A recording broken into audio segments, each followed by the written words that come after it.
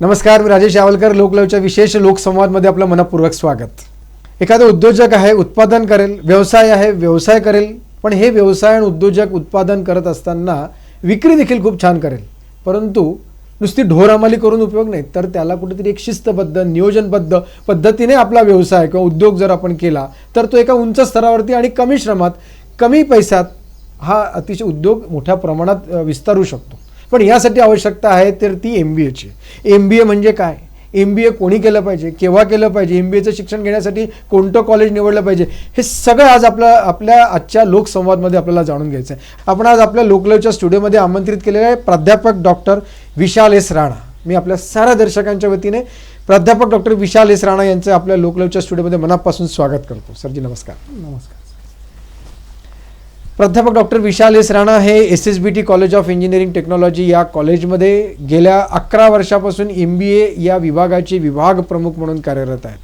Board of studies ज्या ठिकाणी अभ्यासक्रम तयार केला जातो अशा विद्यापीठाच्या बोर्ड ऑफ स्टडीजचे ते सदस्य आहेत. स्वतः PhD होते तर PhDचे गाईड म्हणून सुद्धा ते आता कार्यरत आहेत.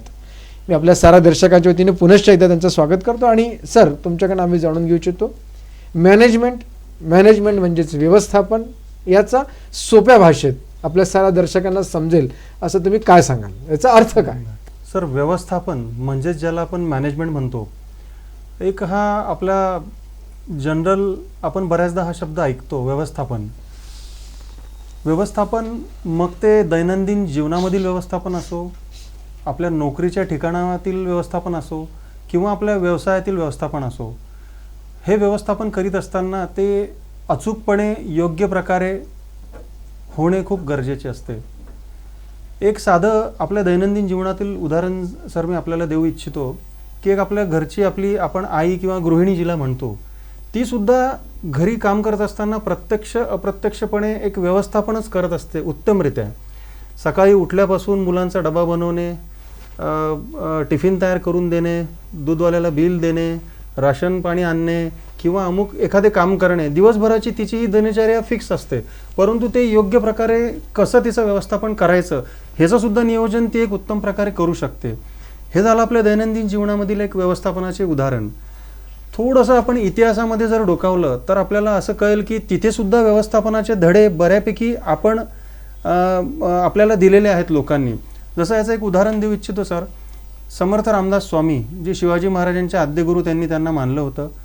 त्यानंतर छत्रपती शिवाजी महाराज, चाणक्य आणि त्याच प्रकारे अजून बरेचशी मंडळी अशी आहेत की ज्यांना जसं श्रीकृष्ण भगवान आपण ज्यांना म्हणतो, त्यांनीसुद्धा वेगवेगळ्या व्यवस्थापनाचे जे वेगवेगळे कार्य होते त्यांच्या माध्यमातून त्यांनी व्यवस्थित सांगड घालून एक व्यवस्थापनाचे धडे त्यांनी लोकांना आणि समाजाला दिले आणि तिथून सुद्धा आपण व्यवस्थापनाचे ज्ञान आपल्याला त्यांच्याकडून मिळू शकते. याचं एक सुंदर उदाहरण सर मी देऊ इच्छितो. जर आपण छत्रपती शिवाजी महाराजांचं उदाहरण पुन्हा एकदा घेतलं तर आपल्याला माहिती आहे की इतिहासामध्ये त्यांनी खूप वेगवेगळे गड किल्ले काबीज केलेले आहेत. त्यांच्या अदम्य साहसाच्या जोरावर त्यांनी हे सगळं पराक्रम घडून आणलेलं आहे. परंतु इथे आपल्याला हे विसरून चालणार नाही की तिथे व्यवस्थापन हा एक खूप मोठा भाग शिवाजी महाराजांच्या अंगी त्यांनी रुजवलेला होता. आणि व्यवस्थापन म्हणजे ही एक आपण त्याला विज्ञानही म्हणतो सर, आणि ती एक कलासुद्धा आहे. जसं सांगायचं झालं तर व्यवस्थापनाचे वेगवेगळे फंक्शन्स ज्याला आपण कार्य म्हणतो, त्याच्यामध्ये आपण जर ते विचार केला तर नियोजन, आयोजन, नेतृत्व, प्रेरणा, त्यानंतर दिग्दर्शन, नियंत्रण, हे सगळे विविध पैलू याला आपण व्यवस्थापनाचे एक कार्य म्हणू इच्छितो. आणि या सगळ्या कार्यांची एक व्यवस्थित सांगड जर घातली तर कुठलेही इच्छित ध्येय असेल किंवा आपले जे एक लक्ष्य असेल ते आपण पूर्ण करू शकतो. आणि हेच सगळं करून महाराजांनी एक अदम्य साहस त्यावेळेस दाखवलेला होता. आणि तेच इतिहास आजही तोच व्यवस्थापनाचे धडे आपण कंपन्यांमध्ये सुद्धा पाहतो. आज सगळीकडे प्रचंड स्पर्धा आहे आणि या स्पर्धेच्या युगामध्ये बरीचशी आव्हानेही निर्माण झालेली आहे आणि बराचसा प्रतिस्पर्धी वाढल्यामुळे जबाबदाऱ्यासुद्धा प्रत्येकाच्या वाढलेल्या आहेत. आणि या अशा जबाबदाऱ्या पेलत असताना कुठल्याही कंपनीमध्ये एक त्यांच्याकडून मॅनेजमेंट ग्रॅज्युएट्सच्या ज्या अपेक्षा आहेत की एक मॅनेजमेंट ग्रॅज्युएट्स हा कसा असला पाहिजे, तर तो असा असला पाहिजे की त्याने व्यवस्थापनाचे हे जे सगळे विविध पैलू जे कार्य आहेत हे त्याने व्यवस्थित सांगड घालून कंपनीचे ध्येयासाठी त्याने सतत प्रयत्नशील असले पाहिजे. तरच तो मॅनेजमेंट ग्रॅज्युएट जो आहे तो कंपनीसाठी एक फायदेशीर ठरू शकतो आणि कंपनी त्यांचे इच्छित जे ध्येय आहे ते पूर्ण करू शकते. राणा सर, तुम्ही व्यवस्थापन खूप चांगल्या प्रकारे आम्हाला सगळ्यांना समजून सांगितले की म्हणजे श्रीकृष्णापासून शिवाजी महाराजांपासून कशा पद्धतीचं व्यवस्थापन आपल्या घरातली आपली मातोश्री पत्नी असेल, हे कशा प्रकारचं गृहिणी हे एक असं व्यवस्थापन करत असते. परंतु व्यवस्थापनाचे शास्त्रोक्त धडे घेणं आवश्यक आहे, ज्याला आपण MBA म्हणतो. ते कोणी घेतले पाहिजे, केव्हा घेतले पाहिजे, कशासाठी घेतले पाहिजे, त्याच्यासाठी काय तुम्ही सांगाल की कोणत्या विद्यार्थी म्हणून त्यांनी तुमच्याकडे कोणत्या विद्यार्थ्याने तुमच्याकडे ॲडमिशन घेतली पाहिजे आणि कशा प्रकारची त्याच्यात तुमच्या मनात काय संकल्पना आहे? जवळपास हा एक खूप प्रचलित अभ्यासक्रम आहे, जो हा 2 वर्षाचा एक पूर्णवेळ अभ्यासक्रम असून आजकाल आपण पाहतो की कुठलाही पदवीधर MBA अभ्यासक्रमास प्रवेश घेऊ शकतो. याला असं बंधन नाही आहे, म्हणजे it is open for any graduate. अगदी तो arts, commerce, science, medical graduate असेल, इंजिनिअरिंग ग्रॅज्युएट असेल किंवा आर्किटेक्चर ग्रॅज्युएट असेल, कुठलाही ग्रॅज्युएट झालेला विद्यार्थी या MBA अभ्यासक्रमास एक AICTEच्या मान्यतेनुसार CET एक्झाम असते, महाराष्ट्र शासनातर्फे ती कंडक्ट केली जाते आणि वेगवेगळ्या नॅशनल बॉडीजतर्फे सुद्धा ती कंडक्ट केली जाते. तर त्या प्राधिकरणानुसार आयोजित केलेल्या CET देऊन तो विद्यार्थी एक चांगल्या संस्थेमध्ये प्रवेश घेऊ शकतो आणि जिथे तो व्यवस्थापनाचे धडे घेऊ शकतो आणि त्याचबरोबर फक्त पुस्तकी ज्ञान न घेता एक व्यावसायिक व्यावहारिक कौशल्यसुद्धा आत्मसात करू शकतो. सर, MBA हा अभ्यासक्रम थोडक्यामध्ये फक्त पुस्तकी ज्ञान विद्यार्थ्यांना मिळणे असा नसून विद्यार्थ्यांचा सर्वांगीण विकास कसा घडेल, त्यांच्यामधील व्यावहारिक, व्यावसायिक, नैतिक मूल्ये यांचं संवर्धन कसं होईल, त्यांचे कौशल्य कसे वाढीस लागतील, त्यांचा थोडक्यात व्यक्तिमत्व विकास कसा घडेल, या सर्व बाबींचा अंतर्भाव प्रामुख्याने MBAच्या अभ्यासक्रमांमध्ये आलेला असतो. त्यामुळेच एक प्रोफेशनल अभ्यासक्रम म्हणून, एक व्यावसायिक अभ्यासक्रम म्हणून आजकाल विद्यार्थ्यांची या अभ्यासक्रमाकडे प्रवेश घेण्याची उत्सुकता जी असते किंवा जी ओढ जी असते ती खूप वाढलेली आहे आणि त्यामुळेच हा अभ्यासक्रम सध्या खूप प्रचलित अभ्यासक्रम म्हणून आहे. सर, MBA म्हणजेच व्यवस्थापन या अभ्यासक्रमाकडे आजकाल विद्यार्थी हे मोठ्या संख्येने प्रवेश घेत असतात. त्याची बरीचशी कारणं आहेत. याचा जर आपण प्रामुख्याने आणि सखोलतेने जर अभ्यास केला तर आपल्याला असे कळेल की बऱ्याचदा इंडस्ट्रीच्या विद्यार्थ्यांकडून ज्या अपेक्षा असतात त्या खूप वेगळ्या असतात आणि त्या अनुषंगाने प्रत्येक विद्यार्थ्याला वाटत असते की त्याचंसुद्धा attitude development, overall personality development, soft skill development, communication skill एक चांगलं राहावं, त्यानंतर परस्पर कौशल्ये, वेळेचे आणि तणावाचे व्यवस्थापन शिकावे, त्यानंतर एक ओव्हरऑल व्यावहारिक आणि व्यावसायिक कौशल्य आत्मसात करावी आणि थोडक्यात फक्त पुस्तकी ज्ञानांवर अवलंबून न राहता प्रॅक्टिकल ज्ञानसुद्धा मिळावं या हेतूने बऱ्याचदा विद्यार्थी या अभ्यासक्रमास प्रवेश घेत असतात. सर, विद्यार्थ्याला प्रवेश तर मिळेल, आपण आपलं सांगितलं त्या पद्धतीनुसार त्याला शिक्षणसुद्धा मिळेल, तो प्रावीण्यतासुद्धा प्राप्त करेल. परंतु एवढं सगळं असलं तरी आता संधी ही कला आहे, ही प्रत्येकाला जमेल असं नाही. त्याने लाख प्रवेश घेतला, त्याने त्यात लाख प्रावीण्यता मिळवली, परंतु त्याला जॉब जी संधी आहे त्याची शक्यता फार कमी आहे का, किंवा ती कशा प्रमाणात आहेत, ती कोणाला मिळू शकते, म्हणजे त्याला नोकरी मिळण्याची संधी कशा पद्धतीने? जॉब ऑपॉर्च्युनिटीज ज्या आहेत एक MBA पदवीधरासाठी आपण जर पाहाल तर बाहेर बऱ्याचशा इंडस्ट्रीमध्ये प्रत्येक इंडस्ट्रीमध्ये MBA पदवीधरास नोकरीच्या संधी उपलब्ध आहेत. असं एकही क्षेत्र नाही आहे की जिथे MBA पदवीधर हा काम करू शकत नाही. कारण व्यवस्थापन हे कुठली इंडस्ट्री असो त्याला बेसिक पायाभरणी एक व्यवस्थापनापासूनच सुरू होत असते. म्हणजे ज्याला आपण planning, staffing, directing, controlling, leadership ह्या जे प्रामुख्याने जे व्यवस्थापनाशी निगडीत जे कार्य आहेत हे प्रत्येक इंडस्ट्रीला एक आवश्यक असतातच. त्यामुळे तिथे एक मॅनेजमेंट ग्रॅज्युएटचा जो भूमिका आहे त्याला जी संधी आहे ती आहेच. आता आपण एक उदाहरणार्थ घ्यायचं झालं तर अशा भरपूर इंडस्ट्रीज आहेत जिथे MBA ग्रॅज्युएट्सला मागणी आहे. जसं ऑटोमोबाईल सेक्टर असेल, तुमचं मीडिया इंडस्ट्री असेल, तुमचं सीड्स अँड फर्टिलायझर्स आहे, केमिकल इंडस्ट्री आहे, मॅन्युफॅक्चरिंग इंडस्ट्री आहे, सर्व्हिस सेक्टर आहे, तुमचं बँकिंग सेक्टर आहे, इवन एज्युकेशन इंडस्ट्री असेल. असं कुठलंही क्षेत्र नाही की जिथे MBA पदवीधराला मागणी नाही आहे, तिथे तो काम करू शकतो. फक्त आजकाल एवढंच आहे सर की इंडस्ट्रीच्या ज्या अपेक्षा आहेत या बदललेल्या आहेत. कारण आजकाल जसं मी मगाशी सांगितलं की स्पर्धा ही प्रचंड प्रमाणात वाढलेली आहे. एक प्रचंड जीवघेणी स्पर्धा आपण ज्याला म्हणतो तशी मार्केटमध्ये आहे आणि त्यामुळे प्रत्येक कंपनी ही याच प्रयत्नात असते की बाकी कंपन्यांपेक्षा माझा एक ब्रँड व्हॅल्यू जी आहे हे कसं चांगलं राहील आणि तेही कॉस्ट कटिंग करून किंवा कमीत कमी खर्चामध्ये कमीत कमी साधनं वापरून योग्य आणि अचूकरित्या कसं मी माझं ध्येय पूर्ण करू शकेल याकडे प्रत्येक कंपनीचं आज लक्ष लागलेलं आहे. त्यामुळे कंपनीच्या अपेक्षा जो MBA पदवीधर पूर्ण करू शकेल अशा पदवीधरास निश्चितच बऱ्याचशा संधी उपलब्ध आहेत.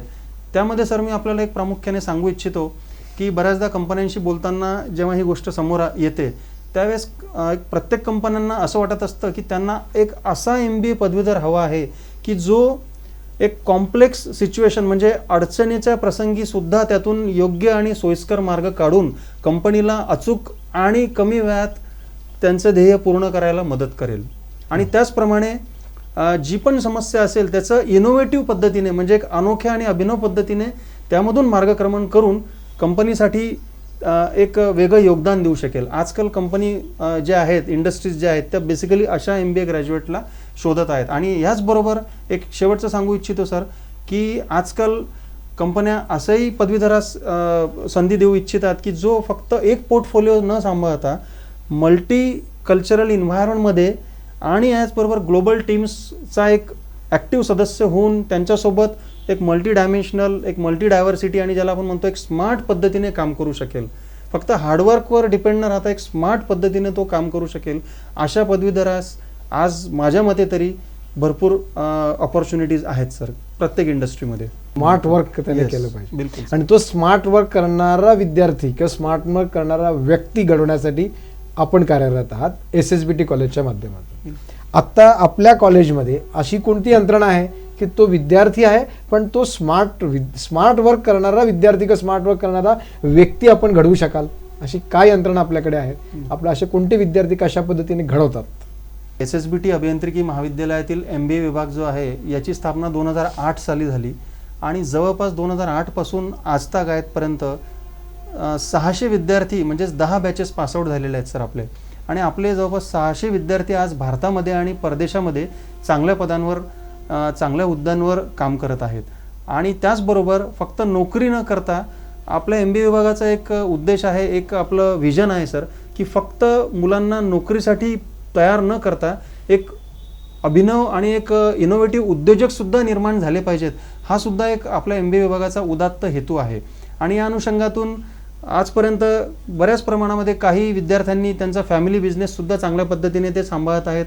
आणि काही विद्यार्थी MBAचे असे आहेत की ज्यांनी स्वतःचा एक स्मॉल स्केल इंडस्ट्रीसुद्धा चांगली केलेली आहे आणि फक्त नोकरीच्या मागे न धावता ते आज रोजगारसुद्धा त्यांनी निर्माण केलेले आहेत. तर एक हा आपला व्हिजन MBA डिपार्टमेंटचा आहे. आणि थोडक्यात MBA डिपार्टमेंटबद्दल सांगायचं झालं तर सर आपल्या विभागामध्ये बरेचसे एक्सपिरियन्स होल्डर स्टाफ आहे. जवळपास 50% स्टाफ जो आहे सर आपला हा PhD होल्डर आहे.